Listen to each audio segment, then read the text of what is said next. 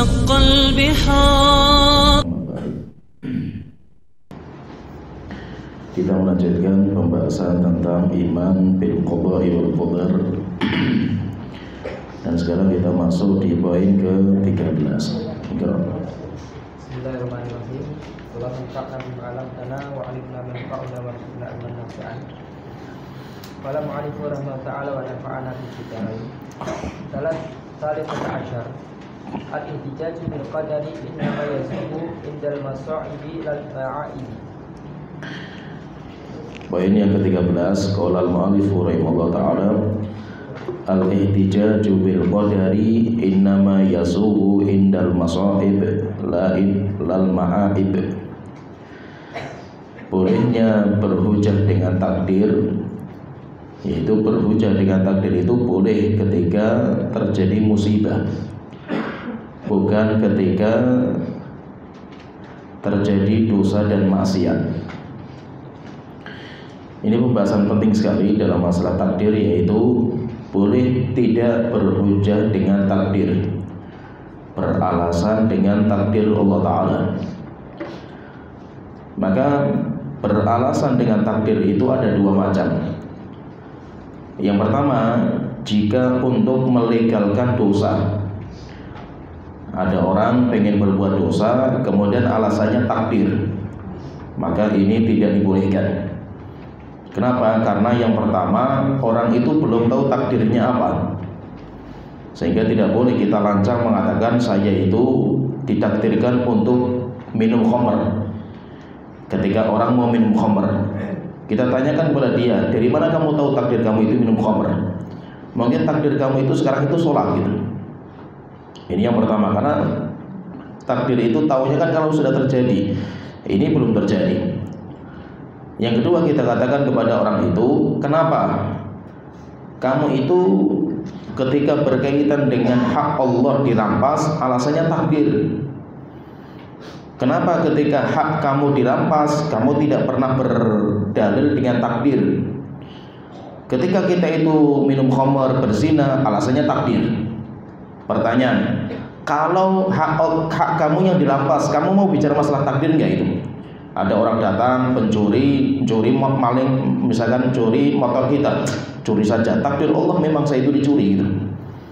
Ada orang mau bunuh kita, wes bunuh saja, memang saya takdirnya kamu bunuh gitu. Pasti orang itu akan mempertahankan dirinya, mempertahankan hartanya. Kenapa? Karena itu hak dia. Maka kita tanyakan kepada dia, kenapa kalau hak kamu yang dirampas, kamu akan membela diri? Tapi yang menjadi masalah, kenapa ketika hak Allah dirampas, kamu alasannya takdir? Berarti apa? Berarti kan masih ada, ikhtiar itu masih ada gitu.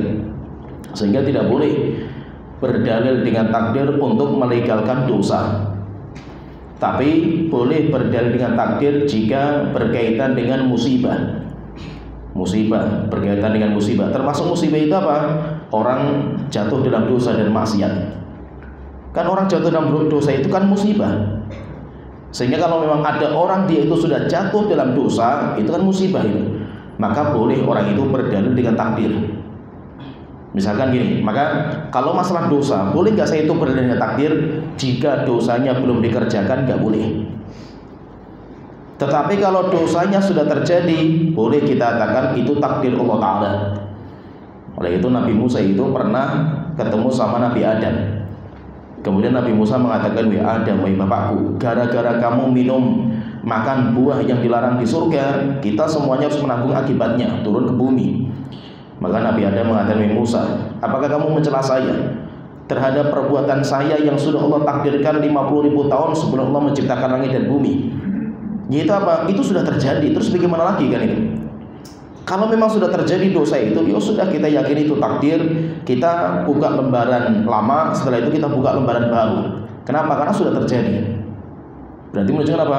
Berdalil dengan takdir itu boleh kalau sudah terjadi.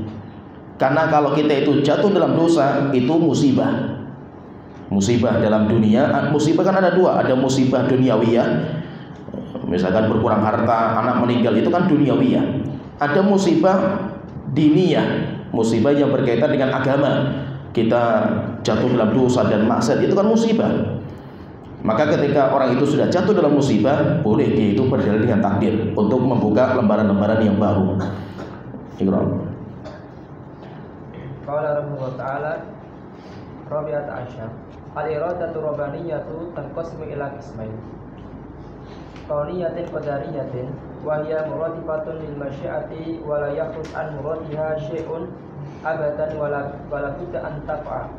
Atsani syar'iyyatin diniyatin wa tadammanu mahabbatar rabbi wa ridahu wa la yalzamu wuqu'aha faqad taqa'u wa qad la taqa'u.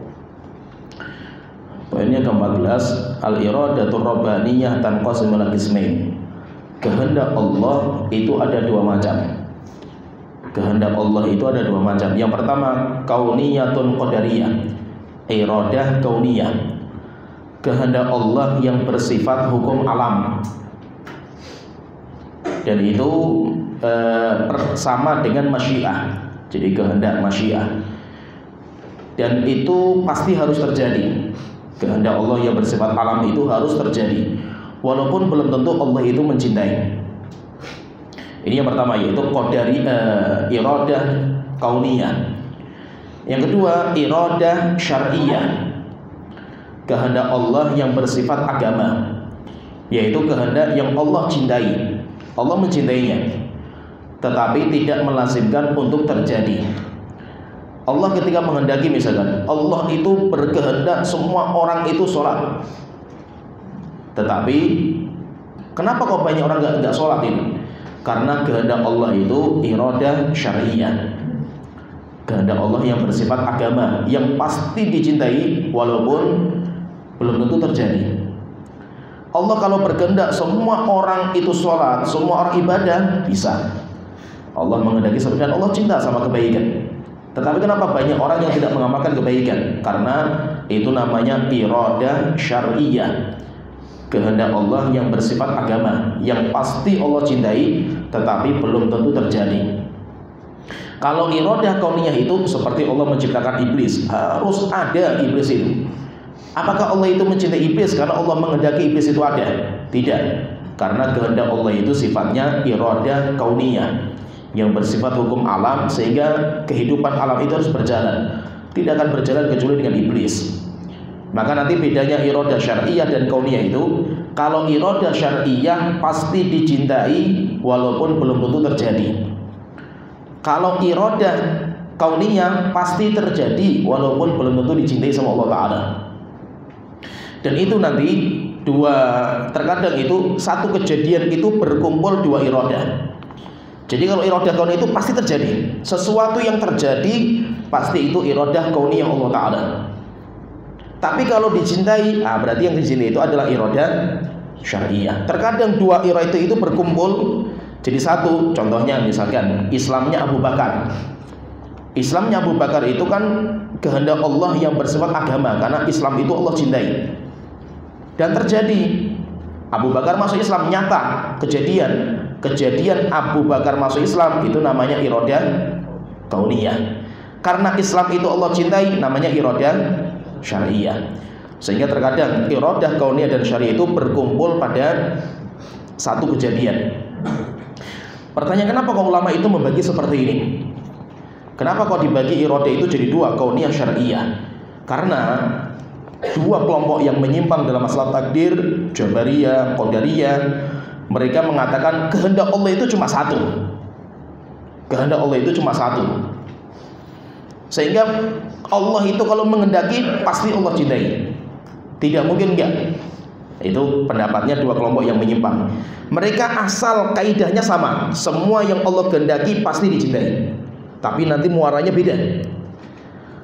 Mereka punya kaidah, semua yang dikehendaki, semua yang diinginkan pasti dicintai. Kalau Qadariyah, mereka setelah itu bertanya, dosa itu Allah cintai enggak? Allah cintai enggak dosa itu? Tidak. Berarti dosa Allah tidak menghendaki. Ya, paham ya? Ini jadi ada muqaddimah. Biasanya kalau kita itu belajar ilmu mantik itu nanti ada dua muqaddimah dan ada namanya natijah. Mereka bikin muqaddimah yang pertama. Muqaddimahnya apa? Semua yang Allah inginkan pasti Allah cintai. Ini muqaddimah pertama.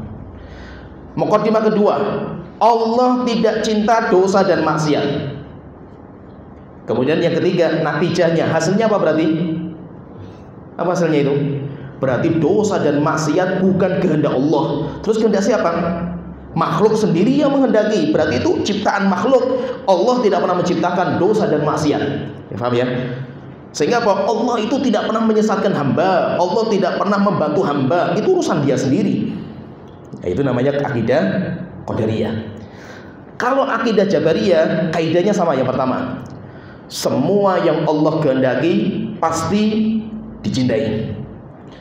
Pertanyaan, dosa itu terjadi nggak? Dikehendaki sama Allah nggak itu? Dosa itu dikehendaki karena terjadi, berarti dicintai nggak?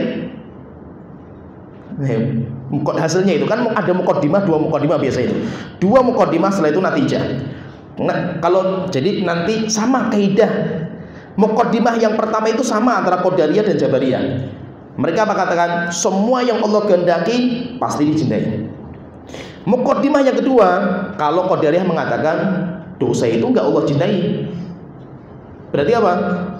Berarti Allah tidak pernah menghendaki hamba berbuat dosa. Ketika ada orang berbuat dosa, berarti dia melawan kehendak Allah Ta'ala. Ini Qadariyah ini. Oleh itu apa? Allah punya kehendak, hamba punya kehendak, sehingga tempur nanti kehendak Allah dengan makhluk. Rupanya yang menang kehendak makhluk. Itu kata Qadariyah. Kalau Jabariyah mengatakan semua yang Allah kehendaki pasti Allah cintai. Paham ya? Dan Allah menghendaki dosa dan maksiat itu terjadi. Ya, berarti natijahnya apa? Berarti Allah mencintai dosa dan maksiat. Oleh karena itu kalau kita berzina, kita itu sedang dicintai sama Allah, kita itu kan itu. Ya paham ya? Jadi natijah muqaddimah yang pertama sama, muqaddimah yang kedua beda, natijahnya keluar 2 akidah yang sama menyimpang dan bertolak belakang mereka itu. Oleh itu Ahlussunnah mengatakan tidak semua yang Allah kehendaki itu pasti Allah cintai. Kenapa? Karena iradah itu ada 2. Iradah kauniyah, iradah syariah. Digabungkan sama Ahlussunnah 2 keyakinan seperti ini karena memang ada dalil iradah kauniyah, ada dalil iradah syariah, gabungan sama Ahlussunnah wal Jamaah. Sehingga iradah Allah itu ada 2 macam. Ya paham ya, tergambar ya? Iqra. Qala Allah Ta'ala 15. Asy-syarru la yunsabu ila Allah azza wa jalla fa huwa munazzil 'ala syarri wa yaf'alu illa al-khaira wal qadaru min haitsu nisbatu ila Allah la syarra fihi biwajhin min al-wujuhi fa innahu ilmu Allah ta'ala wa kitabatuhu wa masyiatuhu wa khalquhu wa dzalika khairul mahdin fa syarru innama huwa fil maqti la fil qada'i wa fi maf'ulati llahi la fi af'ali azza wa jalla. Poin yang ke-15, asyarru la yunsabu ilallah. Kejelekan itu tidak boleh disandarkan kepada Allah Ta'ala. Sehingga mimbabil adab, ini yang pertama, sebagai bentuk adab kita kepada Allah Ta'ala, kejelekan itu jangan disandarkan kepada Allah Ta'ala. Oleh itu Rasulullah SAW berdoa itu, wasyarru laysa ilaika. Kejelekan itu bukan disandarkan kepada engkau, Tuhanku. Nah itu kalau kita itu membaca Al-Quran itu, kita kalau membaca di surat Kahfi misalkan atau di beberapa ayat itu ucapan jin ketika berbicara masalah kejelekan itu, kan mereka mengatakan kami nggak tahu itu asyarrun urida bihi, yaitu asyarrun urida, apakah kejelekan yang diinginkan. Maksudnya diinginkan itu apa? Allah menginginkan kejelekan, tapi jangan menisbatkan kejelekan itu kepada Allah Ta'ala. Sekarang gini, kalau seandainya kita mengatakan misalkan dalam hadis itu, Rasulullah ketika membicarakan masalah takdir, iman kepada takdir, antuk mina bil qadari khairihi wa syarrihi, kamu beriman kepada takdir yang baik maupun yang buruk. Berarti takdir itu terbagi menjadi berapa? Ada yang baik, ada yang buruk. Pertanyaan, berarti yang buruk itu takdirnya Allah enggak itu? Yang buruk itu takdirnya Allah atau tidak itu? Maka fahami di sini, tidak boleh kita nisbatkan keburukan kepada Allah Ta'ala mimbabil adab. Ini yang pertama, sopan santunnya kita kepada Allah Ta'ala, karena itu metode Allah, metodenya para anbiya dan rasul seperti itu. Kemudian yang kedua, kejelekan itu sifatnya relatif. Kejelekan itu sifatnya nisbi, relatif. Jelek menurut siapa? Maka namanya kejelekan, kamu beriman kepada takdir yang baik maupun yang buruk. Yang buruk itu versi siapa gitu? Versinya hamba yang menjalani, yang kita sebagai korban gitu. Kita sebagai korban takdirnya Allah Ta'ala itu. Kita sebagai objeknya itu. Ketika kita itu menjadi objek takdir Allah, maka versi kita itu apa yang Allah takdirkan kepada kita, ada yang baik versi kita, buruk versi kita. Ya paham ya? Itu namanya relatif itu. Tapi kalau apa yang Allah takdirkan baik maupun buruk versi kita, semuanya bagi Allah itu versi Allah semuanya baik. Bisa dipahami ya? Paham ya? Maka itu semua takdir Allah itu semuanya baik. Kenapa? Karena tidak mungkin Allah mentakdirkan sesuatu kecuali pasti ada hikmah di balik itu. Sehingga ketika dokter misalkan, dokter ketika membedah jasad manusia, walaupun pembedahan itu kan merusak gitu, tapi ada tujuan. Sehingga bagi dokter, pikiran dokter itu baik kan gitu. Sedangkan kita misalkan kita ditakdirkan kita itu kaya, baik versi kita. Ketika kita ditakdirkan hidup miskin, jelek versi kita. Memang kalau versi Anda itu miskin itu jelek. Tapi versinya Allah ketika menakdirkan Anda itu miskin, Allah itu versinya baik. Kenapa? Dengan itu kamu bisa bertobat, kamu bisa ibadah, kamu bisa maksimal dan yang lainnya. Sehingga keburukan itu versi siapa? Maka keburukan itu versinya kita yang menjadi objek. Sedangkan versi Allah ketika mentakdirkan ini, semua perbuatan Allah itu baik, tidak ada kekurangan sedikit pun. Maka dari itu kejelekan itu nanti ada, yaitu sisinya itu ada dua sisi. Pertama, jika kejelekan itu yang dimaksud adalah perbuatan Allah. Jadi ini takdir, kalau kita mengatakan takdir itu kan masdar. Takdir itu kan masdar dari qaddara yuqaddiru takdir. Masdar itu bisa diinginkan dari masdar itu adalah ya perbuatan, yaitu perbuatan. Allah yuqaddir, Allah mentakdirkan, berarti perbuatan mentakdirkan itu perbuatan Allah Ta'ala. Kalau takdir itu adalah perbuatan Allah, semua perbuatan Allah itu baik, gak ada yang buruk. Kalau yang dimaksud dengan takdir itu adalah maf'ulatnya itu, maf'ul yang ditakdirkan Allah itu. Paham ya? Yang ditakdirkan. Jadi takdir itu apa? Yang ditakdirkan atau perbuatan mentakdirkan itu. Kalau yang dimaksud dengan takdir itu perbuatan mentakdirkan, maka Allah ketika mentakdirkan segala sesuatu itu pasti perbuatan Allah itu baik. Tapi kalau yang dimaksud dengan takdir itu adalah hasil dari makhluk yang Allah takdirkan itu, maka itu ada yang baik dan ada yang buruk. Maka itu kejelekan itu nggak boleh dinisbatkan kepada Allah Ta'ala. Kenapa? Karena kejelekan itu versi kita. Versi kita manusia yang melihatnya. Tetapi kalau versi Allah yang membuat takdir, semua perbuatan Allah itu baik. Dan itu telah kita pelajari bahwasanya Allah itu zat yang suci. Tidak mungkin Allah itu mengamalkan sesuatu yang kurang. Maka Allah ketika menciptakan iblis, perbuatan Allah mentakdirkan iblis harus ada. Perbuatan Allah ketika memecah manusia menjadi beriman kafir, itu perbuatan Allah ketika mentakdirkan semuanya baik. Karena hikmahnya luar biasa. Tetapi takdir Allah yang sudah menimpa kita itu, bagi kita itu ada yang baik versi kita, ada yang buruk versi kita. Paham ya, tergambar ya? Jadi baik dan buruknya itu adalah versi manusia, versi kita. Kalau versi Allah semuanya baik, nggak ada yang buruk. Karena semua Allah itu pasti ada hikmah di balik itu. Allah ketika menciptakan manusia itu berbeda-beda. Kalau Allah itu ingin menciptakan manusia itu satu umat, bisa. Walau sya'a rabbuka, jika Allah berkehendak, Allah akan menjadikan manusia itu satu umat, semuanya taat kepada Allah Ta'ala. Gampang bagi Allah Ta'ala. Tapi kalau seandainya manusia itu satu umat, ngapain mereka di dunia? Langsung mereka masuk surga, ngapain mereka di dunia gitu? Nggak ada hikmahnya mereka di dunia kalau mereka itu satu umat gitu. Akhirnya dengan rahmat Allah, dengan hikmahnya Allah, kebijaksanaan Allah Ta'ala, dijadikan manusia itu berpecah belah. Disitulah nanti adalah namanya jihad, disitu ada namanya sabar, amar ma'ruf nahi munkar, semuanya ada semua kebaikan yang lainnya. Nah itu berarti semua yang Allah takdirkan itu pasti baik, versi Allah Ta'ala. Tapi versi kita sebagai objek Yang terkena takdir itu ada yang baik versi kita, ada yang buruk versi kita. Ini loh. Qala rahimahullah ta'ala As-sadisata asyar qad yuridullahu amran wa yasha'u wa fil waqti nafsihi la yuhibbuhu li'anna al-murada naw'ani.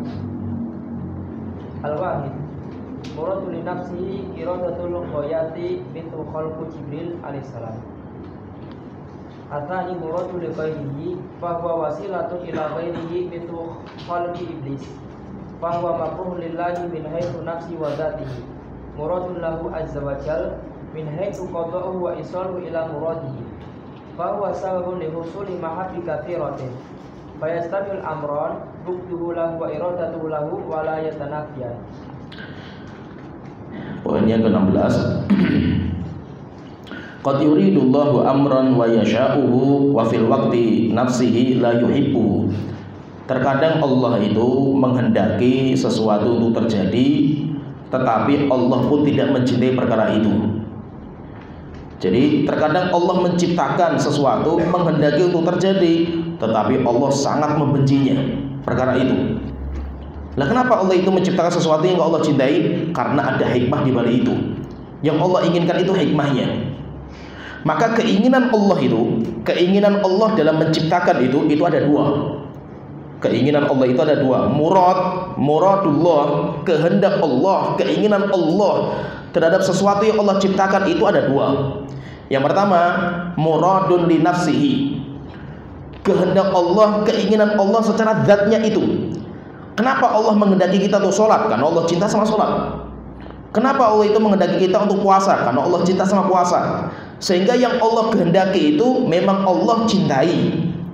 Penciptaan malaikat, kemudian diutusnya Nabi dan Rasul, kan Allah mencintainya. Sehingga ketika Allah menghendaki untuk diutus para Nabi dan Rasul, akhirnya diutus sama Allah Ta'ala, karena Allah mencintai perkara itu. Itu dinamakan muradun li nafsihi.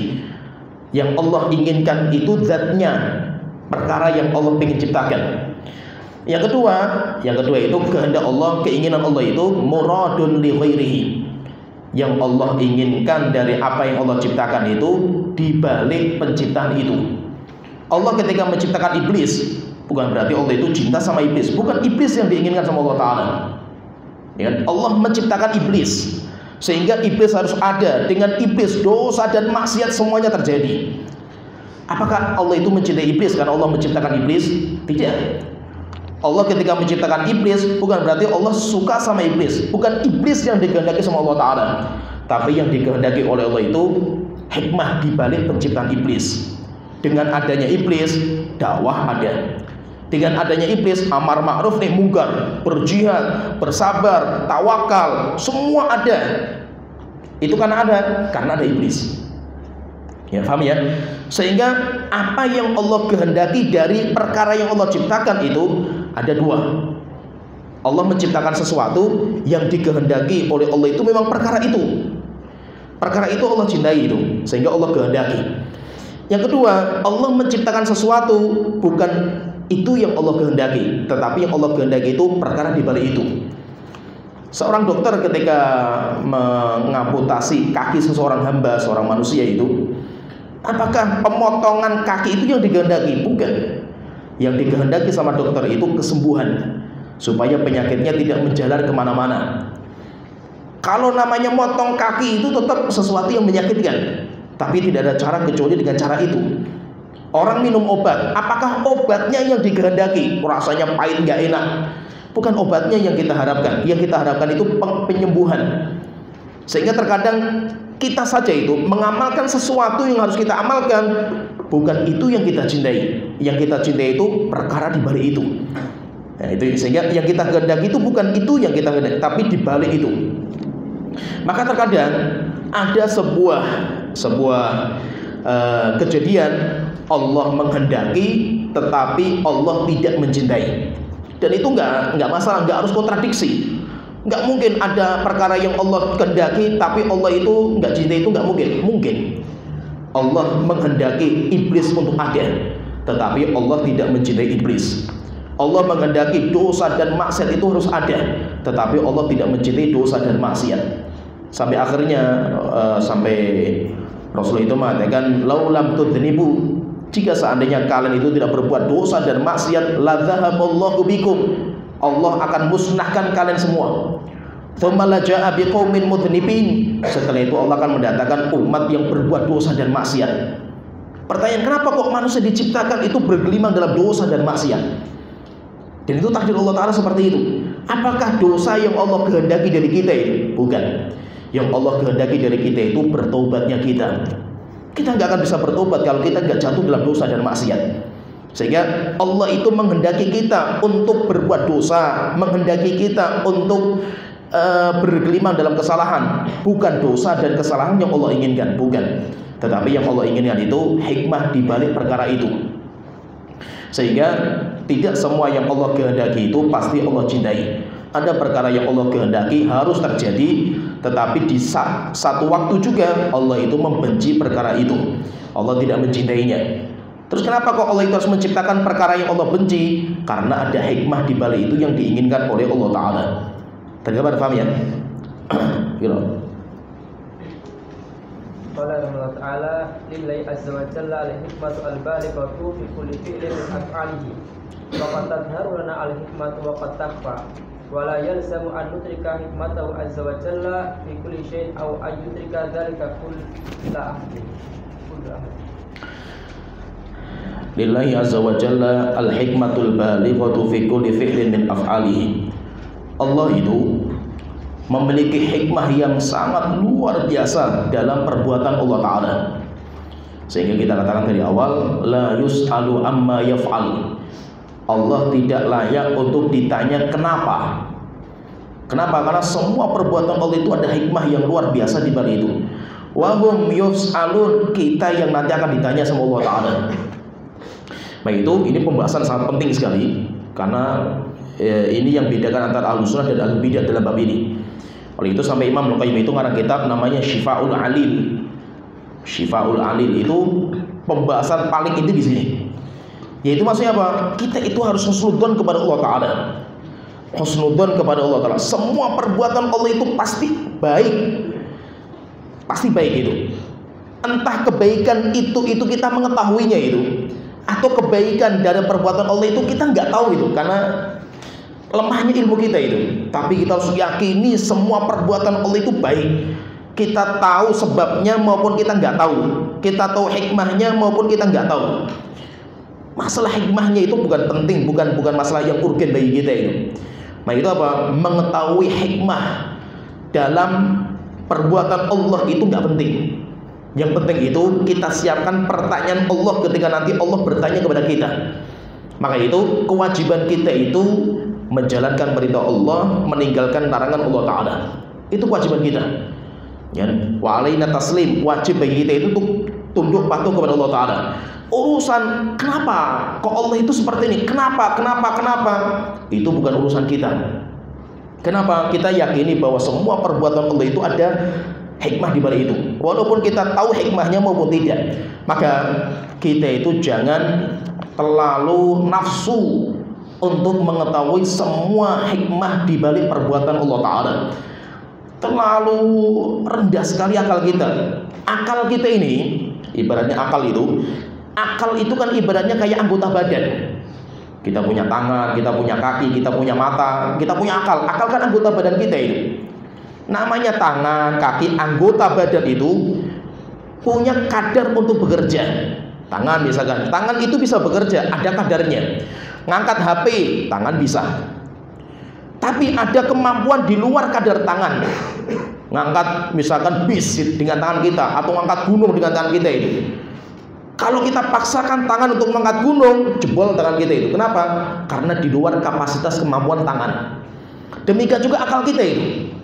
Akal kita itu punya kapasitas kerja, yaitu apa? Sesuatu yang bisa terindra, bisa kelihatan dengan mata, bisa kedengaran, bisa kita raba. Itu baru bisa dicerna dengan otak kita itu, akal kita itu. Tapi sesuatu yang nggak bisa diindra, tidak bisa dilihat, tidak bisa didengar, tidak bisa diraba, akal kita itu nggak akan sampai ke sana. Ketika kita paksa akal kita untuk mengetahui tentang perbuatan Allah, itu jebol otak kita itu. Akhirnya banyak orang-orang pendewa akal itu stres mereka itu. Banyak orang-orang filsafat yang bunuh diri. Kenapa? Karena stresnya mereka, jebol otak mereka itu. Kenapa? Memaksakan diri mereka untuk mengetahui perbuatan Allah Ta'ala itu, dan itu nggak mungkin. Maka itu apa? Kita itu, kewajiban kita itu, yang penting itu kalau ada dua bab. Kalau babnya itu babul insya, babnya itu babut tolak, perintah dan larangan, sudah kita jalankan perintah Allah, kita larangan dan kita tinggalkan larangan Allah Ta'ala. Kalau yang datang dari Allah itu babul akhbar, berupa kabar-kabar, sudah kita benarkan kabar dari Allah Ta'ala. Kalau kita ditanya, loh kenapa? Kenapa dan kenapa itu? Kenapa itu bukan kewajiban kita, dan Allah nggak mempertanyakan kenapa, kita nggak tahu itu. Kalau kita tahu hikmahnya, alhamdulillah, kita bersyukur kepada Allah Ta'ala karena Allah memberi kabar kepada kita. Kalau kita nggak tahu hikmahnya, kewajiban kita sudah gugur. Maka itu terkadang itu hikmahnya disebutkan. Rasulullah ketika mengatakan misalkan kalau ada lalat hinggap di minuman kalian, celupkan. Kalau seandainya Rasulullah hanya mengatakan seperti itu, wajib kita itu mengamalkan. Itu apa? Mencelupkan. Selesai. Apakah hikmahnya itu di balik itu apa? Itu bukan urusan Anda itu. Tapi alhamdulillah Rasulullah menyebutkan. Kenapa? Satu sayapnya itu ada racun, sayap yang lainnya itu ada penawarnya. Dan penawarnya itu nggak akan dilepas selama dalam kondisi bukan terdesak. Kalau lalatnya sudah mau mati, penawarnya itu baru dilepaskan. Itu kan hikmahnya. Kenapa kok kita harus menyelepkan gitu? Rasulullah sebutkan. Tapi terkadang ada banyak permasalahan yang Allah tidak pernah menyebutkan, Rasulullah nggak pernah menyebutkan alasannya itu apa itu. Ada seorang wanita datang pada Aisyah. Dia bertanya, ya Aisyah, kenapa? Kenapa? Jawab pertanyaan kan kenapa itu? Kenapa wanita yang haid itu dia kan nggak sholat, nggak puasa? Tapi kalau suci dari haid, kenapa dia itu mengkodok puasa dan nggak mengkodok sholatnya? Kenapa kok sholat nggak dikodok, tapi puasanya dikodok? Akhirnya Aisyah bertanya, aharuriyatun anti? Kamu khawarid ya, wanita khawarid ya? Kenapa? Karena wanita khawarid itu mewajibkan untuk mengkodok sholat dan puasa. Itu akidahnya khawarid seperti ini. Kalau Rasulullah kan enggak, sholat enggak dikodok, tapi puasa dikodok. Akhirnya apa jawaban Aisyah itu? Hakadha amaruna Rasulullah sallallahu alaihi wasallam. Kenapa kok dibedakan itu? Ya kayak gitu Rasulullah jelaskan gitu. Terus mau apa lagi gitu loh? Yang penting itu kita jalankan perintah Allah dan Rasul, selesai. Urusan kenapa dan kenapanya itu bukan urusan kita itu. Terlalu kerdil sekali otak kita untuk mempelajari masalah-masalah seperti itu. Oleh karena itu, hikmah Allah itu samudra yang enggak bertepi. Allah menciptakan sesuatu itu pasti ada hikmahnya. Diri kita saja itu. Contohnya, kenapa kok hidung itu bolongnya ke bawah? Kenapa kok nggak ke atas itu? Ya kan? Ya, kenapa kok seperti itu gitu? Ya kan? Coba kalau hidung kita itu ke atas kan asik, keren kan gitu. Kenapa kok telinga itu bentuknya seperti ini gitu? Ya kan? Kenapa nggak seperti ya, masalah kan? Toa kayak gitu kan gitu. Kenapa harus mungker di sini kan telinga itu? Kenapa dan kenapa? Urusan Anda dengan apa gitu masa itu? Dengan perbuatan Allah Ta'ala itu. Oleh itu ketika Khidir itu berjalan sama Nabi Musa itu naik kapal. Ketika naik kapal itu, kemudian di pucuk kapal itu ada burung emprit, burung kecil, usfur, burung kecil hinggap di bawah di pucuknya itu, pucuknya kapal itu, perahunya itu. Setelah Nabi Khidir mengatakan, Musa coba lihat burung itu. Ketika berjalan tiba-tiba burung itu turun ke bawah minum air. Setelah itu terbang. Akhirnya Nabi Khidir mengatakan, Musa, kamu punya ilmu yang saya nggak punya. Saya juga punya ilmu yang kamu nggak punya. Sehingga kamu sekarang di sini kan belajar sama saya itu, karena saya punya ilmunya itu. Yang mana kamu nggak punya ilmu saya itu. Jika seandainya ilmu saya, ilmu kamu digabungkan dengan jadi satu, dibandingkan dengan ilmu Allah, seperti air yang diminum sama burung ini dengan samudra ilmu Allah Ta'ala. Khidir saja itu mengamalkan beberapa amalan yang bagi Nabi Musa itu bingung itu. Kenapa? Membunuh anak kecil, melubangi kapal. Kenapa kan itu? Akhirnya Nabi Musa kan bertanya gitu. Kenapa Nabi Musa nggak tahu hikmahnya di balik itu? Nabi Khidir tahu. Karena mendapatkan informasi dari Allah Ta'ala. Wa ma utitu wa ma fa'altuhu an amri. Saya nggak menjalankan karena keinginan saya, wahai Musa. Itu perintah dari Allah Ta'ala. Padahal Allah memberikan ilmu itu sangat sedikit kepada kita. Maka itu kalau kita paksa otak kita untuk mengetahui semua hikmah di balik penciptaan Allah, itu sangat rendah sekali akal kita itu. Sholat, kenapa sholat subuh 2 rakaat? Kenapa? Kan kita bangun subuh masih seger-segernya itu. Kenapa nggak 10 rakaat kan gitu? Duhur itu kan masih kerja kita, nanggung sekali. Kenapa nggak 1 rakaat saja gitu? Kan sholat maghrib 3 rakaat, padahal kita lagi santai, pulang kerja di rumah kita lagi santai 3 rakaat. Isya kita mau tidur, mau makan malam, sholatnya malah 4 rakaat gitu. Kenapa kok seperti itu kan gitu? Ya nggak masuk akal gitu. Kalau semuanya harus masuk akal saya, Anda itu siapa kan gitu? Pokoknya harus saya tak tahu itu sholat subuh itu kenapa 2 rakaat itu. Enggak semua harus Anda ketahui gitu. Kenapa? Karena perkara yang diwajibkan saja Anda nggak bisa mengamalkan. Nah itu apa? Alhamdulillah Allah itu nggak mewajibkan kepada kita untuk mengetahui hikmah di balik apa yang Allah Ta'ala ciptakan. Itu kan sudah alhamdulillah mending gitu. Mendingnya apa? Enggak terlalu banyak yang Allah wajibkan kepada kita. Cukup kita amalkan perintah, kita tinggalkan larangan, kita benarkan kabar Allah Ta'ala, cukup. Tidak usah kita itu mencari berita-berita. Kalau ada penyebutan hikmahnya, kita bersyukur kepada Allah Ta'ala. Berarti ada ilmu tambahan sebagai bentuk keyakinan kita, semakin bertambah keyakinan kita. Kalaupun tidak ada hikmah yang Allah sebutkan kepada kita atau Rasul sebutkan kepada kita, samina wa ata'na, kewajiban kita hanya itu saja. Lanjut. Qala Allah Ta'ala kama yata'asyar wujub ridha bi qada'illahi azza wa jalla fi tafsir. Fa kana ma qudiya wa qudira mardiyan lillahi mahbuban lahu kal imani wa sa'ir ta'ati radina bi. Wa kana ghairu mardiyan lillahi wa la mahbubin lahu kal ma'asi wal kufri fal narda bi. Fa alaina muwafaqatu rabbina fi ridahu wa fi sukhtihi. Fatinu muwafaqatu rabbina fi karahatil kufri wal fusuqi wal isyani ma'a tarkiha wa muwafaqatuhu fi mahabbati syukri wa ta'ati ma'a fi'liha. Aw yuqal narda bil qada'i alladhi huwa fi'lu Allah ta'ala wa amma al maqdi alladhi huwa fi'lu al abdi fa fi tafsilun. Fa in kana mardiyan lillahi radayna bi wa in kana ghayra mardiyan lillahi lam nardihi. Poin yang ke-18, wujubur ridho bi qadaillah. Pembahasan penting sekali masalah ridho.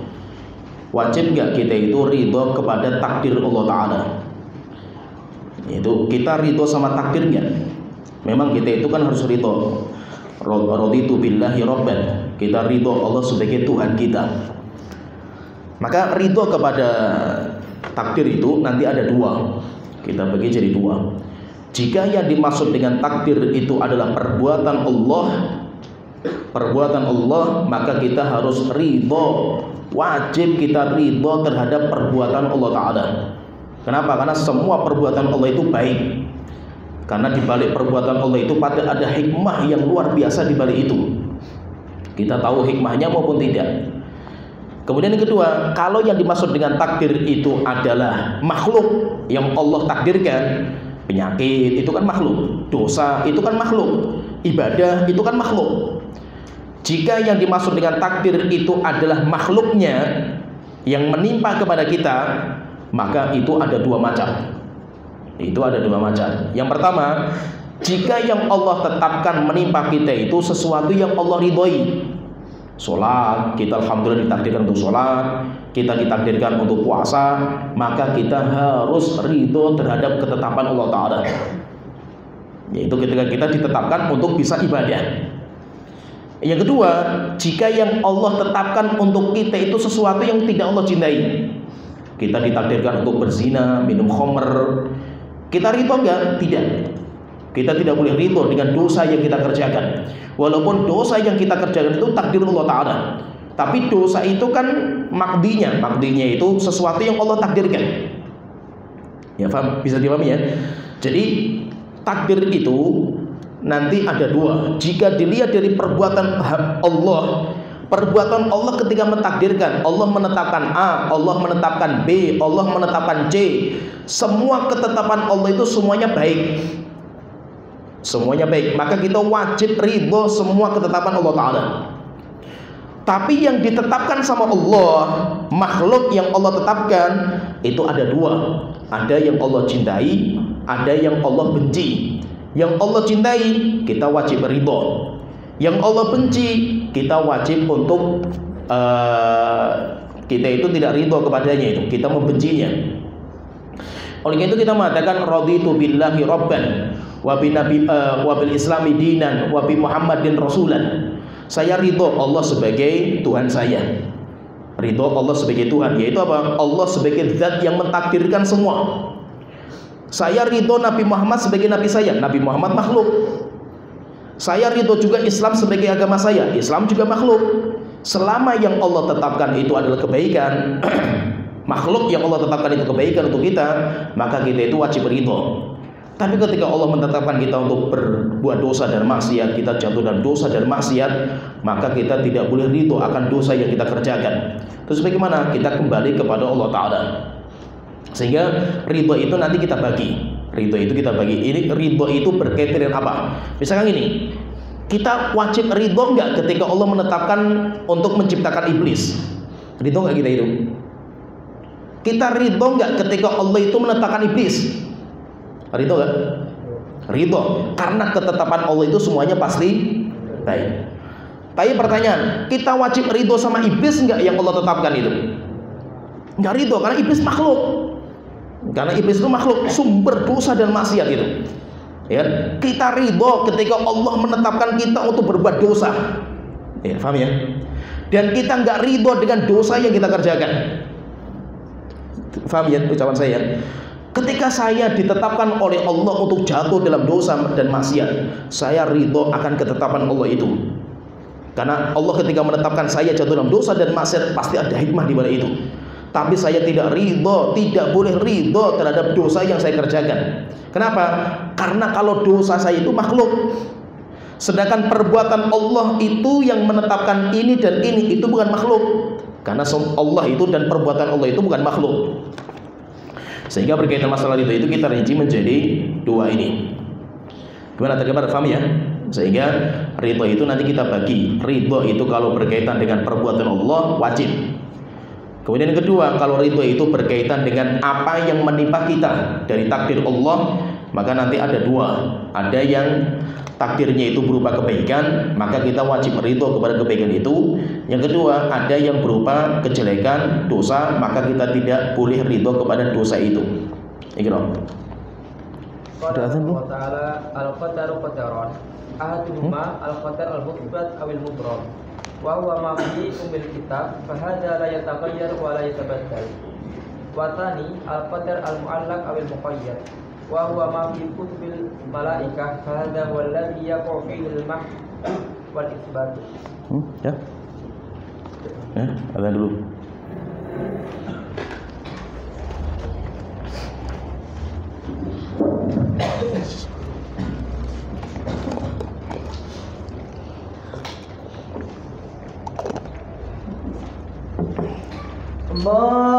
Allahu Akbar, Allahu Akbar, Allahu Akbar, Allahu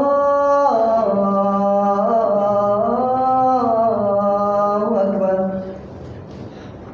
Asyhadu an la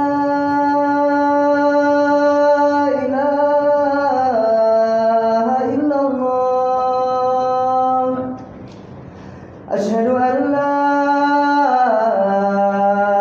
إله إلا الله أشهد أن محمدا رسول الله أشهد أن محمدا رسول الله حي على الصلاة حي على الصلاة حي على الفلاح حي على الفلاح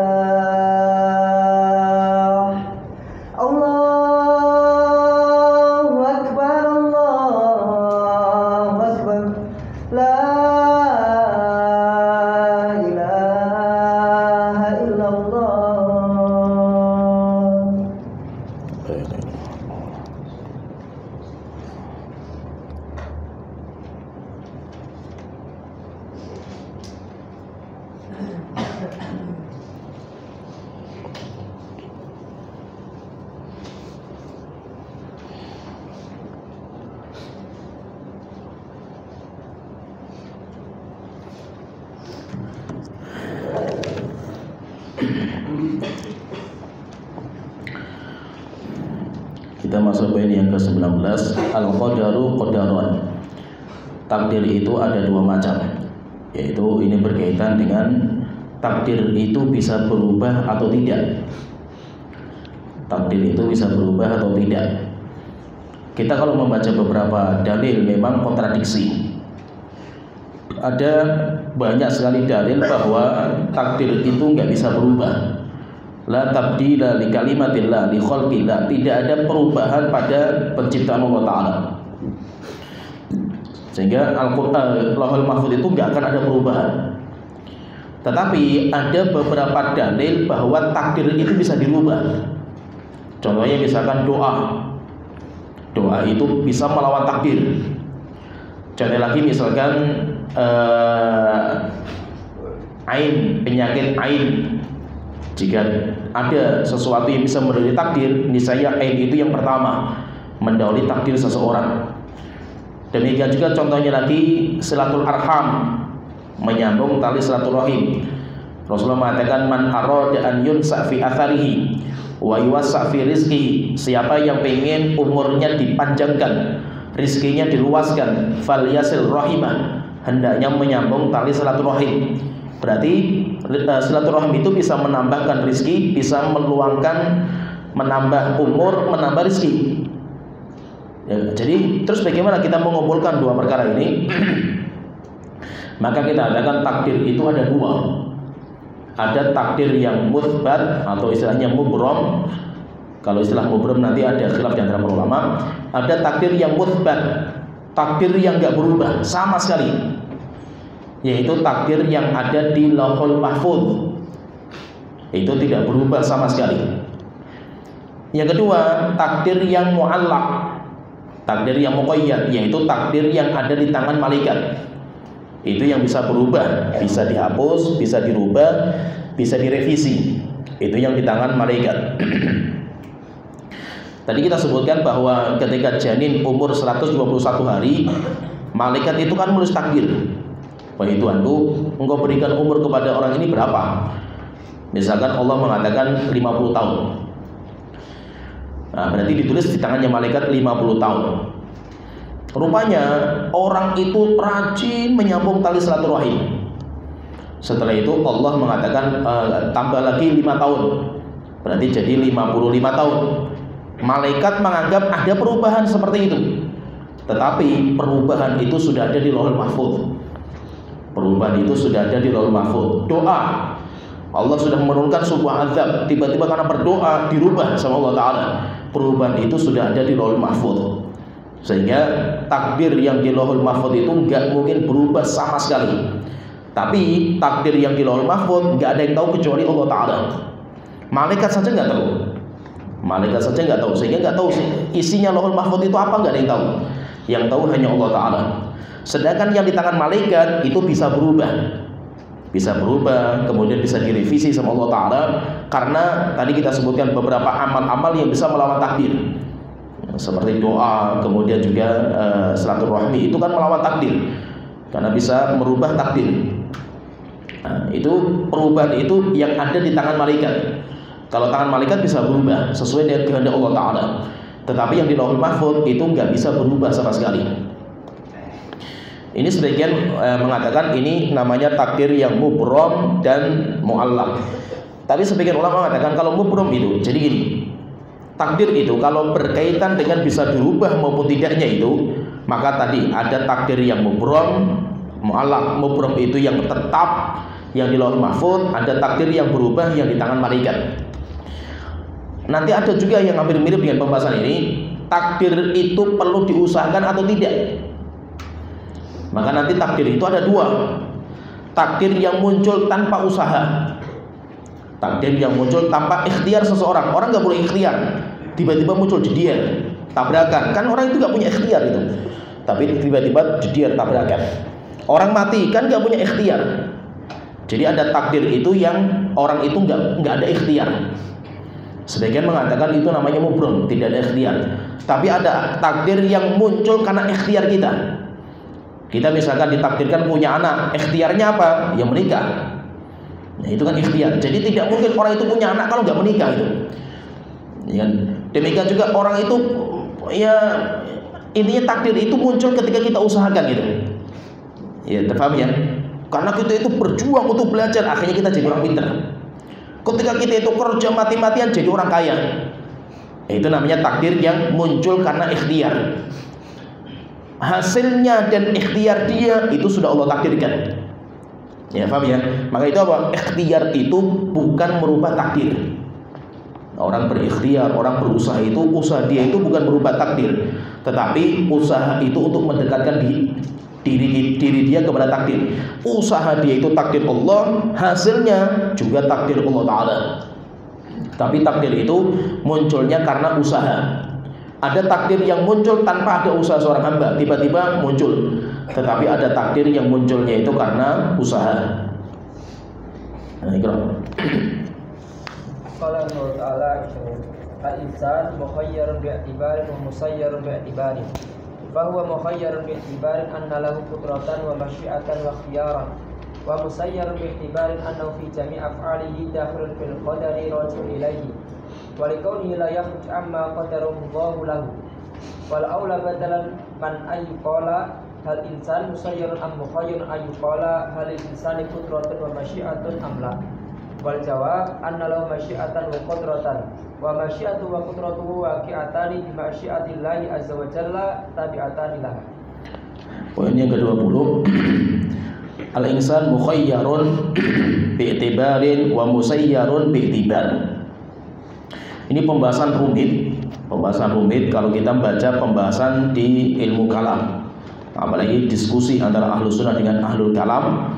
Di dalam bab ini rumit sekali pembahasannya, perdebatan panjang sekali. Yaitu pembahasan apakah manusia itu mukhayyar atau musayyar. Mukhayyar atau musayyar. Mukhayyar itu diberikan pilihan, sehingga silakan hamba itu milih sendiri. Silakan, Allah sudah ngasih dua jalan, silakan milih sendiri. Hamba ketika memilih karena keinginan dia sendiri, Allah tidak membantu, Allah tidak memberikan kemudahan, Allah tidak menunjukkan. Sehingga ada banyak kelompok-kelompok qadariyah mengatakan hamba itu totalitas, hamba itu mukhayyar, diberikan pilihan. Atau hamba itu musayyar, musayyar itu diatur sama Allah Ta'ala, dijalankan sama Allah Ta'ala. Orang-orang Jabariyah mengatakan hamba itu totalitas, mereka diatur sama Allah Ta'ala. Oleh itu kalau ahlu sunnah itu menggabungkan, kita katakan al-insan mukhayyar bi'tibar. Hamba itu, manusia itu diberikan pilihan untuk milih, silahkan, tetapi dalam satu sisi. Wa musayyarun bi'tibar, dia juga diatur dalam sisi yang lainnya. Nah, sehingga antara mukhayyar dan musayyar, ahlu sunnah menetapkan dua-duanya. Hamba itu mukhayyar, diberikan pilihan, dan musayyar, dan diatur. Fahuwa mukhayyar bi'tibari anna lahu qudratan wa masyiatan wa ikhtiyaran. Hamba itu dinamakan mukhayyar, diberikan pilihan, karena Allah memberikan kepada hamba itu qudrah, kemampuan, masyiatan, kehendak, wa ikhtiyaran, dan pilihan. Orang itu masih punya kehendak, masih punya kemampuan, silakan pilih. Wa musayyar bi'tibari annahu fi jami'i af'alihi dakhilun fil qadari raji'un ilaihi. Dan dia itu musayyar, diatur, karena semua perbuatan manusia itu makhluk yang Allah ciptakan dan Allah tetapkan. Likaunihi la yakhruju amma qaddarahu Allahu lahu. Karena hamba itu tidak mungkin dia itu mengamalkan amal keluar dari takdir Allah Ta'ala. Sehingga ini ada dua sisi. Berkaitan dengan hamba itu punya kehendak, hamba itu punya kemampuan, punya pilihan, maka hamba itu mukhayyar. Kalau dilihat dari itu, karena hamba itu bisa memilih. Tapi kalau dilihat dari perbuatan hamba itu semuanya makhluk, hamba itu berarti musayyar, karena dia diciptakan sama Allah Ta'ala. Nah, terus bagaimana taufiknya itu? Tadi kita sebutkan cara menggabungkan antara perbuatan hamba itu, kok itu adalah kasbun lahu, hasil usaha dia, sehingga dia itu mendapatkan balasan dari usahanya. Tapi itu juga khalqan lillah, makhluk yang Allah ciptakan. Maka tadi kita katakan karena Allah yang menciptakan sebabnya. Sebabnya ada terjadi sebuah perbuatan itu apa? Karena ada iradah dan ada qudrah. Iradah itu yang membukanya Allah Ta'ala, kudrahnya itu yang menyiapkan semua perangkatnya Allah Ta'ala. Sedangkan hamba itu kok milih untuk berzina, milih untuk minum khamr, ada yang milih untuk sholat dan puasa, itu karena pilihan dia sendiri.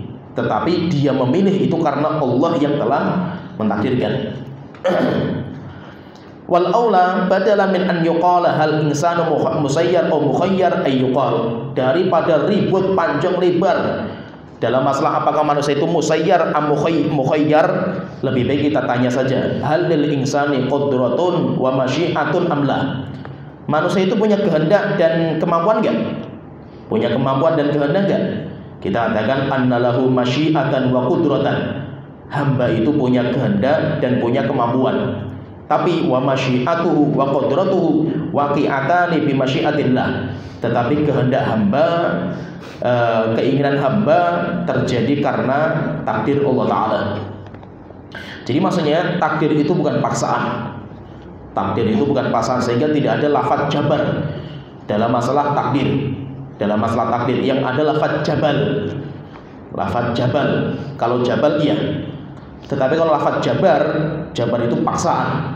Memang di antara nama Allah itu Jabbar, zat yang maha perkasa. Tetapi apakah Allah itu memaksa hamba? Ada beberapa riwayat bahwa hamba itu bukan dijabar. Dijabar, jabar itu dipaksa, tapi dijabal. Pakainya lam, jabal. Ketika ada seorang sahabat, Rasulullah ngomong kepada sahabat itu, inna fika la khoslatain, dalam diri kamu itu ada dua karakter. Allah sangat cinta kepada dua karakter itu, al-hilmu wal anah. Yang pertama hilm, bijaksana, wal anah, tidak tergesa-gesa. Akhirnya orang itu bertanya, wahai Rasulullah, apakah itu karena usaha saya atau Allah itu sudah mentakdirkan untuk saya? Maka Rasulullah mengatakan, bal jabalahuma alaika. Bahkan Allah menjabal, yaitu menciptakan dua karakter itu untuk kamu. Nah, berarti lafadznya yang ada itu jabal, bukan jabar. Kalau mereka mengatakan enggak, Allah itu menjabar semua perbuatan kita, yaitu apa? Allah itu memaksa kita, sehingga kita itu kayak dipaksa untuk berbuat perbuatan yang kita inginkan. Ini kira-kira maksudnya. Qala Allah Ta'ala inna wa'ashu warada fil kahfi dzikru dikatil akhta'il lati taqwa fi babil qada'i wal qadari. Ya, ada beberapa kesalahan dalam bab qada wal qadar, banyak sekali kesalahan itu. Yang paling terkenal itu kesalahan dalam bab qada dan qadar itu nanti ada dua akidah. Tapi itu akidah dalam Islam. Walaupun nanti ada akidahnya orang Arab jahiliyah dalam masalah ini, ada demikian juga akidah-akidah sebelumnya. Tapi yang paling Syiah pun punya keyakinan juga dalam masalah ini sendiri. Tapi dalam bab ini itu yang paling terkenal itu nanti ada dua akidah. Ada dua akidah yang menyimpang. Dan yang pertama kali yang menyimpang itu namanya Qadariyah, dinamakan dengan Qadariyah. Kemudian kedua dinamakan dengan Jabariyah. Ada Qadariyah, ada Jabariyah.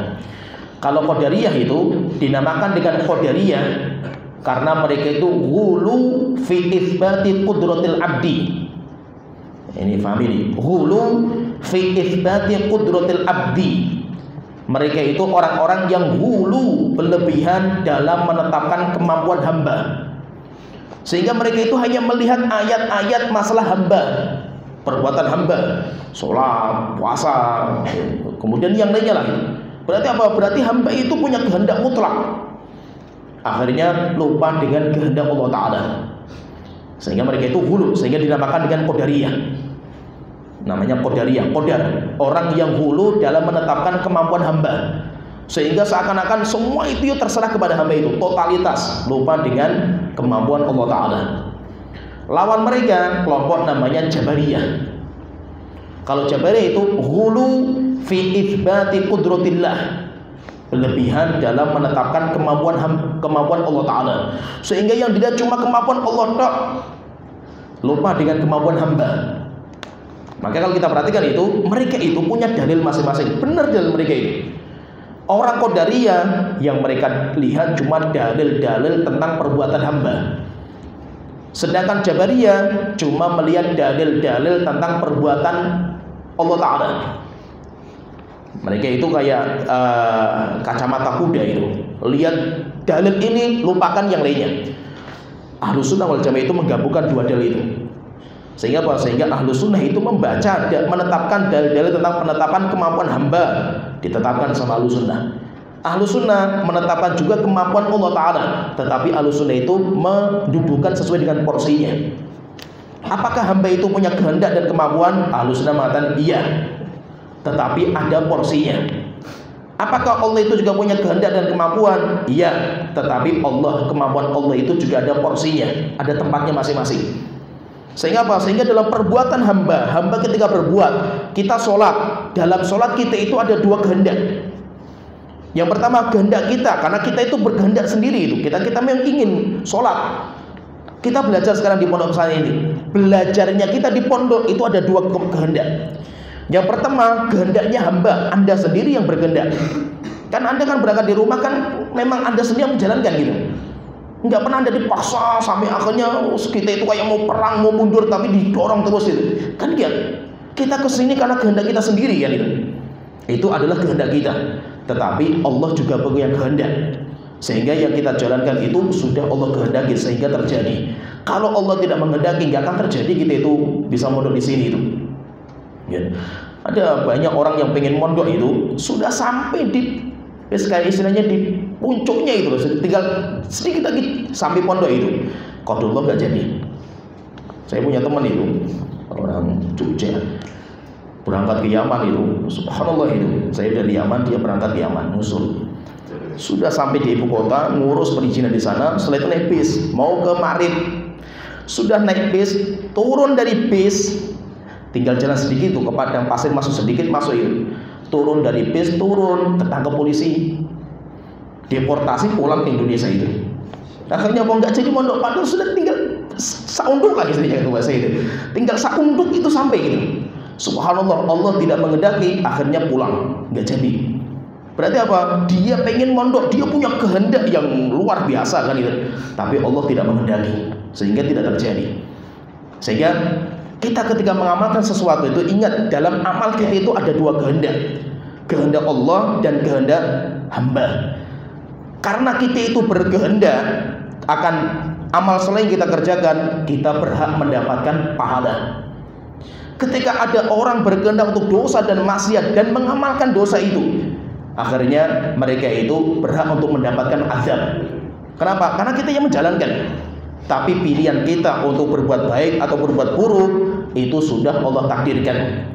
Bukan berarti Allah yang mengamalkan dosa dan maksiat, tidak. Allah nggak pernah mengamalkan. Tapi yang mengamalkan itu kita. Nah itu Ahlus Sunnah itu alhamdulillah menggabungkan dua keyakinan seperti ini. Sehingga Ahlus Sunnah itu menetapkan dua-duanya, bahwasanya hamba itu punya kehendak, Allah juga punya kehendak. Oleh itu Allah Ta'ala mengatakan dalam ayat Al-Quran, ini sudah bantahan paling telak bagi mereka, karena di Al-Quran itu tetapkan semuanya itu dua kehendak. Allah Ta'ala berfirman, wa ma romaita idh romaita walakinnallaha roma. Wa ma romaita, engkau wahai Muhammad tidak memanah. Idh romaita, ketika kamu memanah. Walakinnallaha roma, akan tetapi Allah lah yang memanah. Terus yang mana siapa itu? Kamu tidak memanah wahai Muhammad ketika kamu memanah, tetapi Allah yang memanah.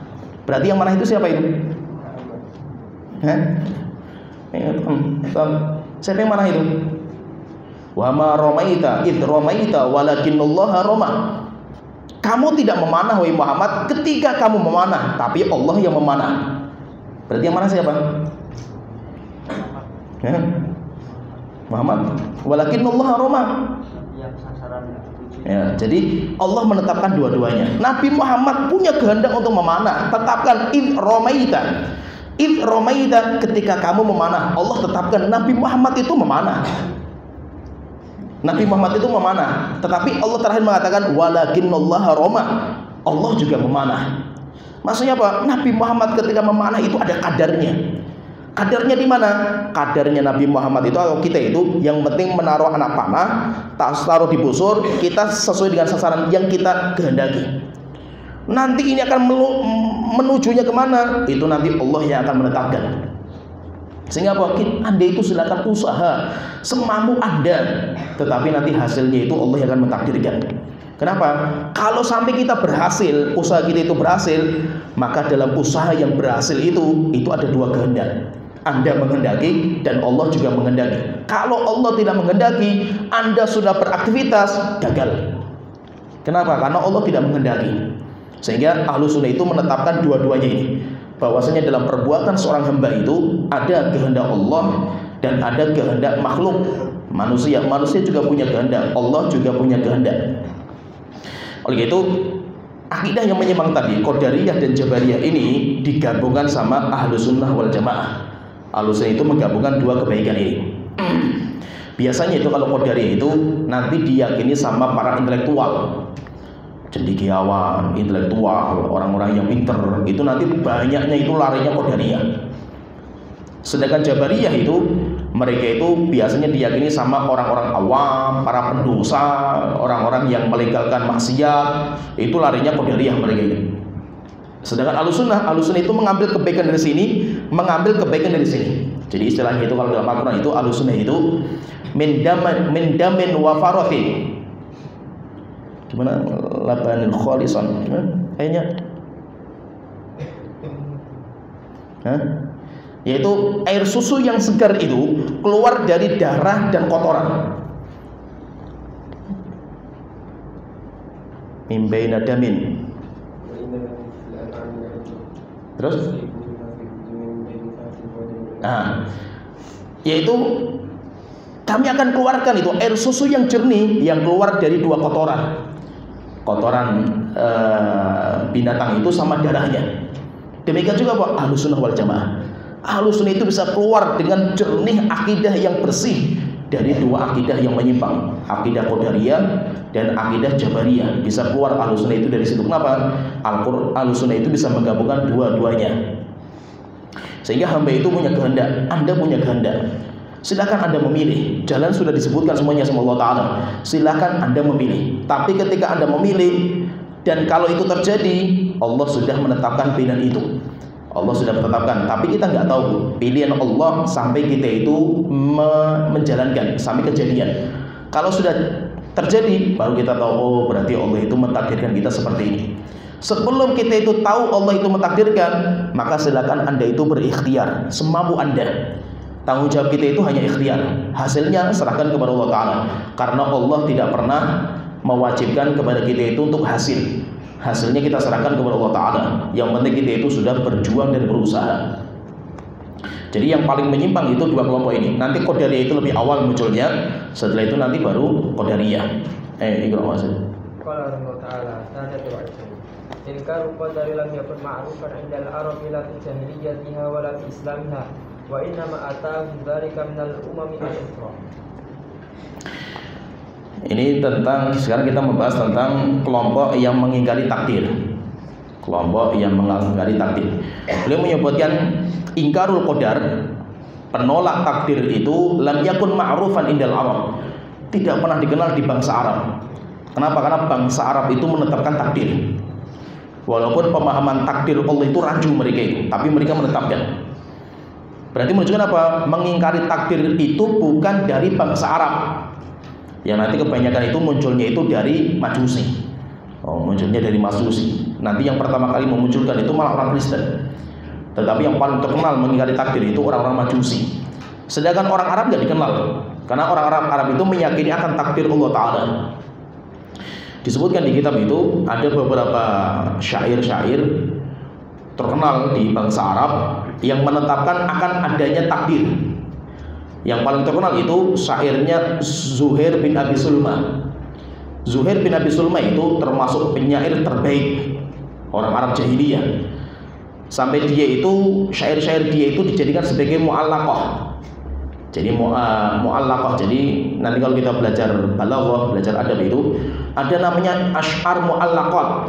Syair-syair pemenang, juara lomba syair. Itu nanti biasanya ditempel di tembok Ka'bah. Dan bangsa Arab itu mereka paling ahli syair. Dan nanti ada lomba-lomba syair terbaik di bangsa Arab itu ada. Nanti yang terbaik itu nanti syair-syair terbaik itu nanti dijadikan sebagai mu'allaqat. Mu'allaqat itu syair-syair yang ditempel-tempel di Ka'bah.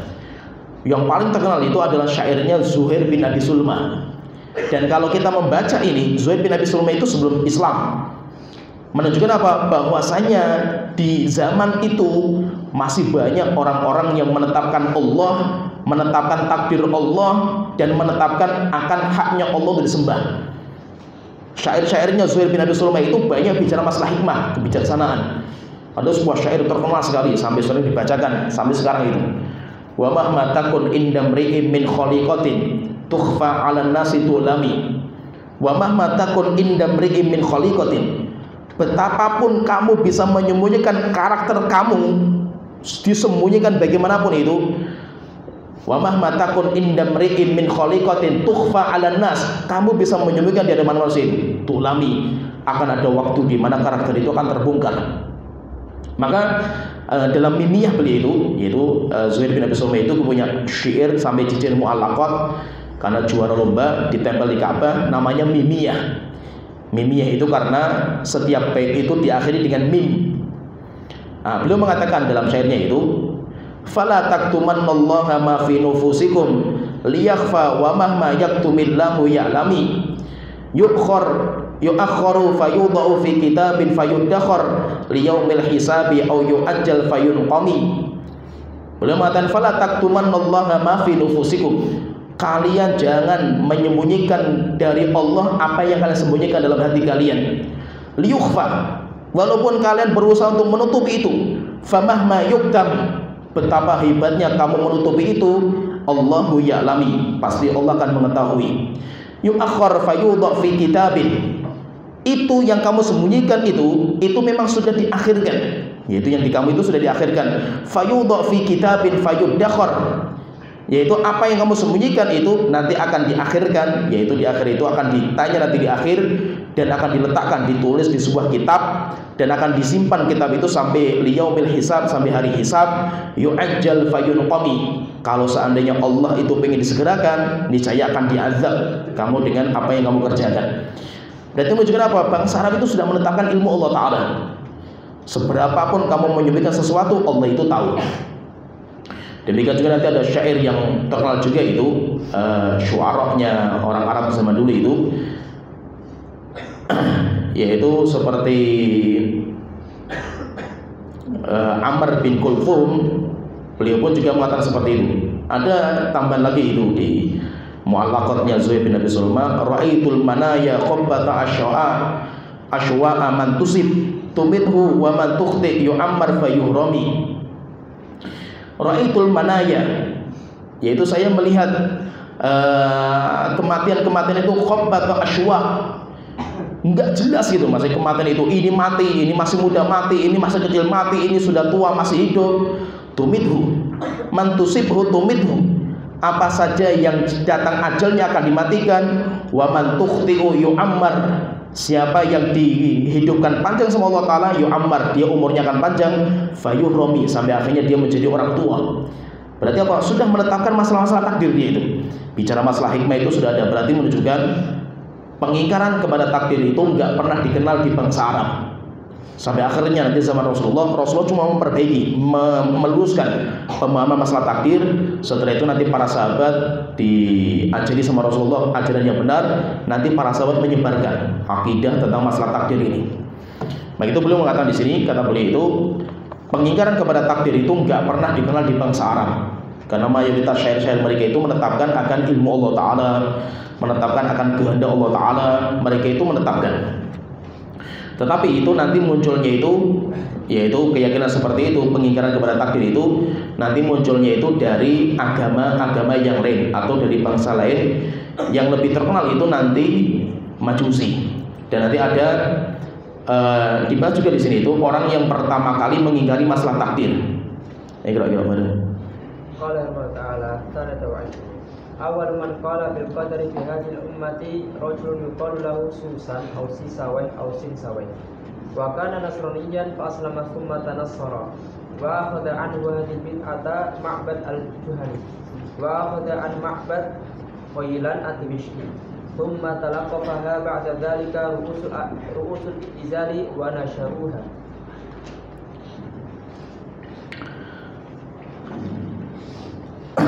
Dia mengatakan awwalu man qala bil qadar, orang yang pertama kali berbicara tentang takdir, yaitu yang mengingkari takdir maksudnya itu.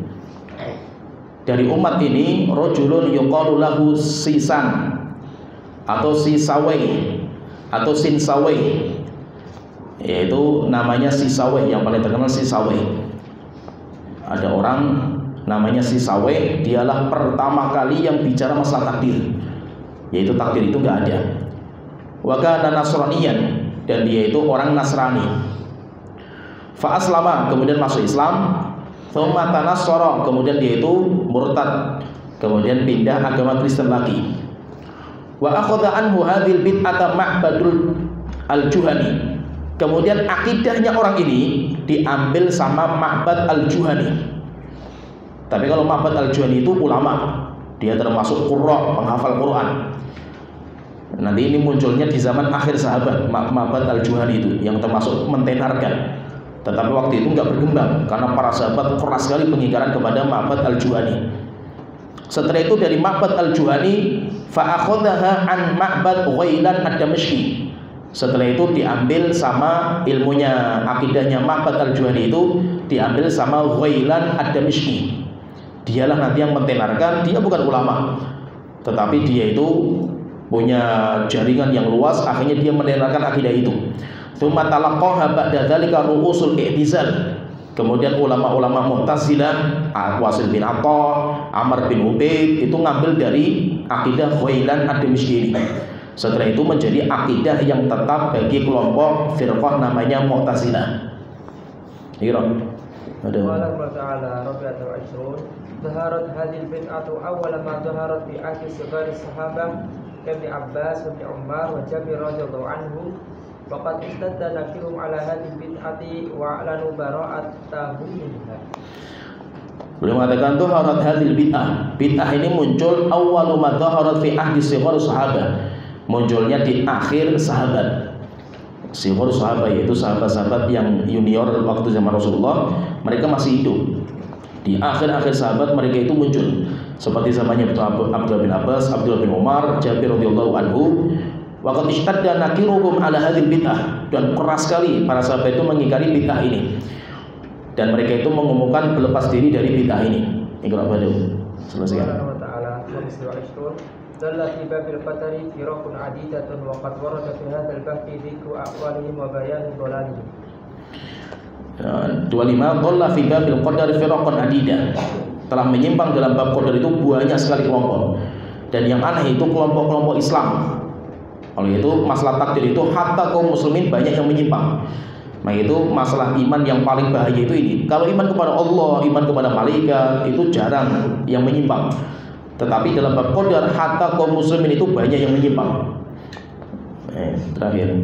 Qala Allah Ta'ala sadisatu ashrun warada fi hadzal bahth dzikru ba'dil muhawarati wal qisas ma'al qadariyati yatabayyanu min khalaliha sihhatu madhhab salaf fi hadzal bahth. Yaitu di sini nanti beliau akan menyebutkan banyak cerita. Ada cerita yang paling masyhur. Ada seorang badui datang kepada Amr bin Ubaid, yaitu termasuk gembongnya Mu'tazilah. Mu'tazilah kan mengatakan bahwa Allah itu tidak bisa membantu perbuatan hamba. Allah punya kehendak, makhluk punya kehendak, sehingga nanti tabrakan. Tinggal nanti siapa kehendak yang menang, maka itu nanti akan terjadi. Ada seorang badui datang kepada dia, kemudian minta doa. Wahai Syekh, tolong doakan kepada Allah Ta'ala karena onta saya itu dicuri. Akhirnya dia berdoa, wahai Tuhanku, saya tahu Engkau tidak menghendaki pencurian, tetapi si pencuri itu menghendaki untuk mencuri. Maka saya berdoa minta kepada Engkau, ya Tuhanku, tolong kembalikan ontanya orang ini. Akhirnya badui itu mengatakan, cukup, saya enggak mau lagi dengan doa kamu ini. Akhirnya tanya, lu kenapa gitu? Tadi kamu katakan Allah itu berkehendak supaya onta kamu enggak dicuri. Tapi maling punya kehendak, dia pengen mencuri onta kamu. Rupanya yang menang maling, onta saya kecurian gitu. Nanti kalau Allah berkehendak supaya onta saya pulang, malingnya enggak mau gitu. Akhirnya kehendak Allah sama kehendak maling tempur lagi, yang menang maling lagi. Nanti onta saya enggak kembali selama-lamanya itu. Akhirnya udah saya enggak butuh doa kamu, Ustaz. Nah ini orang-orang akidah qadariyah seperti ini. Nah, itu ada sebuah rahasia itu, walaupun setelah itu dihilangkan itu. Walaupun khilaf juga di awal-awal itu khilaf pembahasannya itu masalah Bismillahirrahmanirrahim. Kenapa Bismillahirrahmanirrahim itu dulu sering terjemah itu dengan menyebut.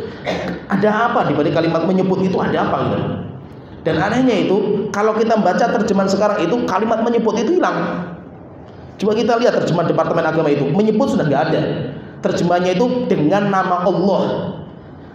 Dulu dengan menyebut, sampai kalimat menyebut itu kita masih biasa ngomong dengan itu gitu. Dengan menyebut nama Allah yang Maha Pengasih lagi Maha Penyayang. Itu ada apa di balik itu? Karena penterjemahan Departemen Agama itu banyak merujuk kepada kitab Al-Kasyaf. Al-Kasyaf yang ditulis sama Zamakhsyari.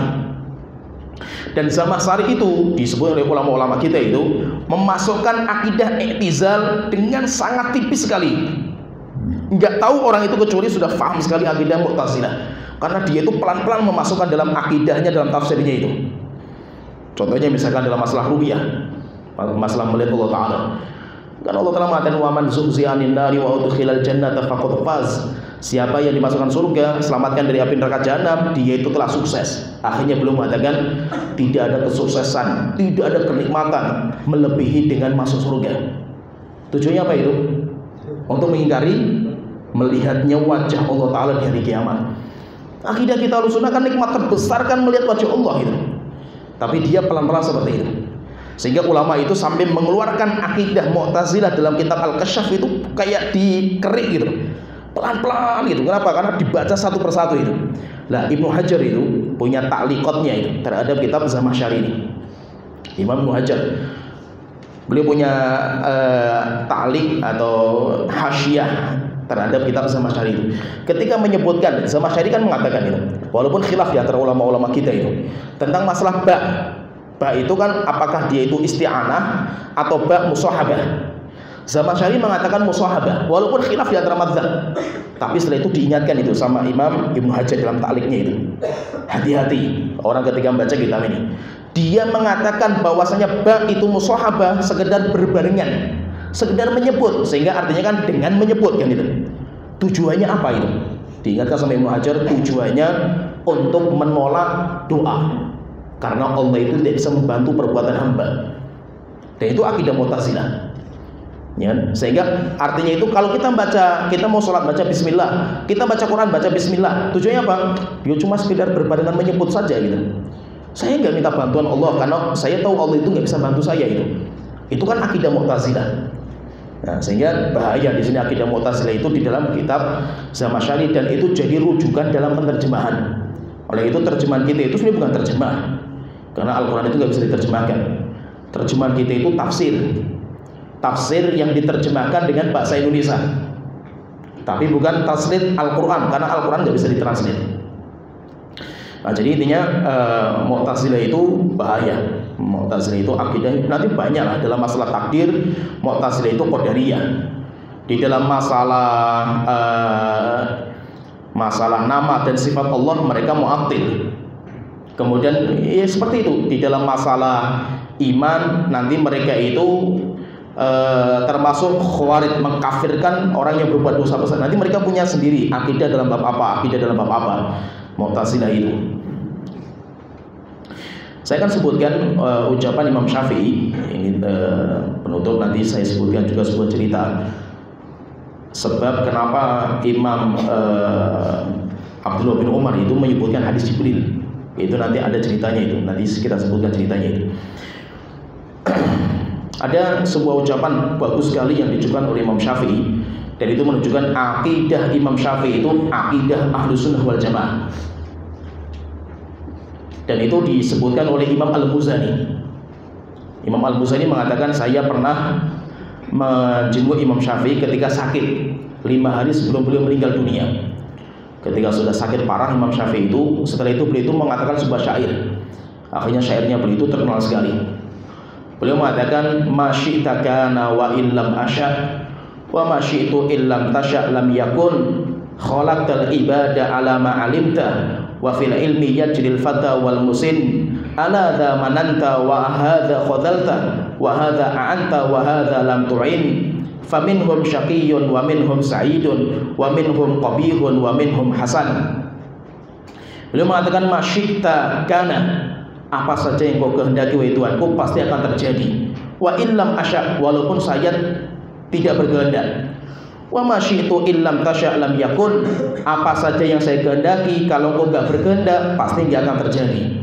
Khalaqtal ibada ala ma alimta, engkau menciptakan hamba-hamba engkau sesuai dengan kadar ilmu yang kau miliki. Wa fil ilmi yajril fata wal musin, dan sesuai dengan ilmu engkau berjalanlah anak-anak muda dan orang-orang tua.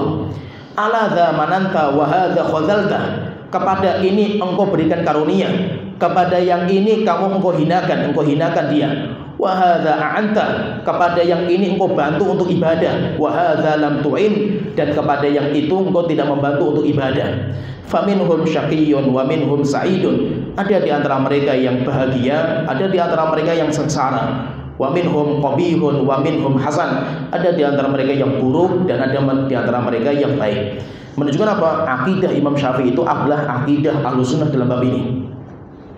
Sedangkan akidah yang terkenal dinamakan dengan akidah Asy'ariyah, Asy'ariyah itu masuk dalam bab Jabariyah. Ya, paham ya? Jadi bukan berarti Asy'ariyah itu Syafi'iyah, beda. Syafi'i itu dalam masalah fikih. Imam Syafi'i punya akidah, tapi di negeri kita nggak diamalkan. Oleh itu kenapa kok di negeri kita itu Ahlussunnah versinya mereka itu yang terkumpul 3. Fikihnya Syafi'i, akidahnya Asy'ari, suluknya, cara ibadahnya Sufiyah. Sehingga kan menggabungkan 3 ini.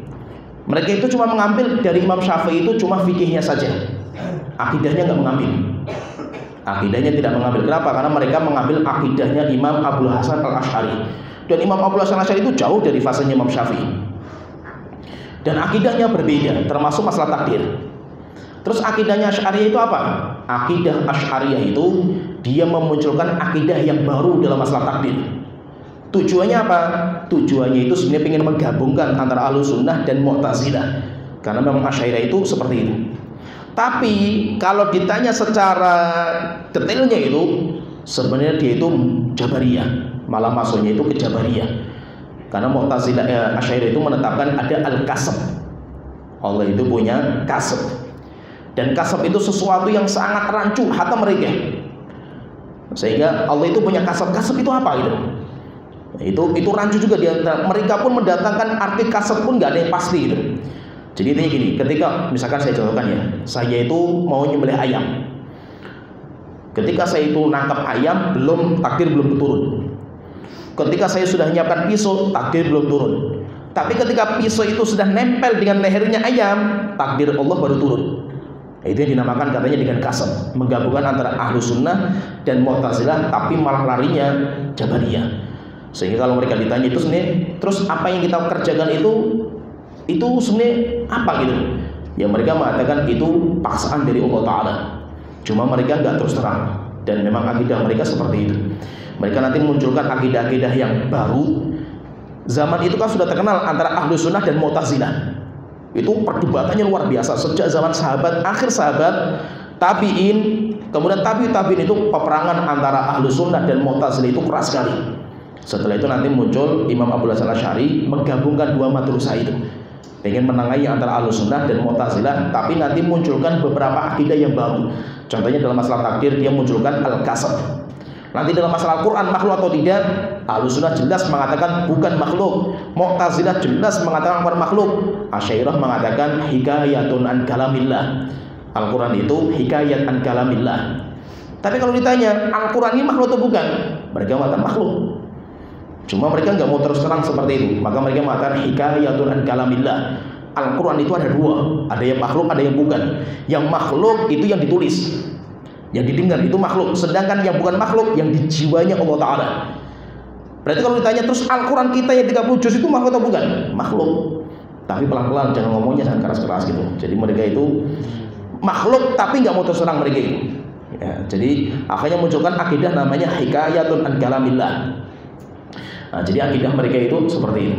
Sehingga jangan sampai kita pahami bahwa Imam Syafi'i itu akidahnya kayak Asy'ari, bukan. Ada cerita terakhir nih sebagai penutup, cerita tentang munculnya Qadariyah di akhir zaman sahabat. Yaitu dari ceritanya itu dikeluarkan oleh Imam Muslim, tapi yang terkenal itu kan langsung hadis Jibril. Padahal itu ada cerita awalnya. Kenapa Abdullah bin Umar itu meriwayatkan hadis dari Jibril? Hadis Umar bin Khattab dari Jibril itu ada alasannya itu. Ceritanya itu dari Yahya bin Ya'mar. Beliau bercerita, karena awwalu man qala fil qadari bil Basrati Ma'bad al-Juhani. Orang yang pertama kali berbicara tentang takdir di Basrah, orang namanya Ma'bad al-Juhani. Itu di Basrah loh. Tapi kita katakan dia ngambilnya dari siapa? Dari si Sawai. Berarti ada orang pertama yang dia ambil ilmunya, bukan dia pencetusnya, bukan. Tapi ada orang sebelum dia, orang Kristen. Fantolaktu ana wa Humaid bin Abdurrahman al-Himyari. Akhirnya saya sama teman saya namanya Humaid bin Abdurrahman al-Himyari pergi ke Madinah. Saya pengen tanyakan kepada para sahabat yang masih hidup tentang akidah seperti ini. Hajaini au mu'tamiraini, yaitu saya pengen haji atau umroh. Saya pengen cari sahabat yang masih hidup. Fakulna, kemudian kami katakan, laulaqina ahadan min ashabi Rasulillah, jikalau kita masih mendapatkan sahabat Rasulullah, fas'alnahu amma yaqulu haula'i fil qadar, akan kami tanyakan kepada sahabat yang masih hidup bagaimana pendapat orang-orang ini tentang takdir. Akhirnya mereka berjalan sampai ke Madinah. Ceritanya itu, mereka itu ketika di Madinah, mereka itu berharap ada sahabat yang masih hidup yang masih tersisa ini. Tiba-tiba mereka nunggu di masjid, tiba-tiba datanglah Abdullah bin Umar. Sudah dalam kondisi, dalam sebagian riwayat itu yarjifu asabiyahu, tangan beliau itu sudah gemeter, yaitu sudah tua renta beliau itu.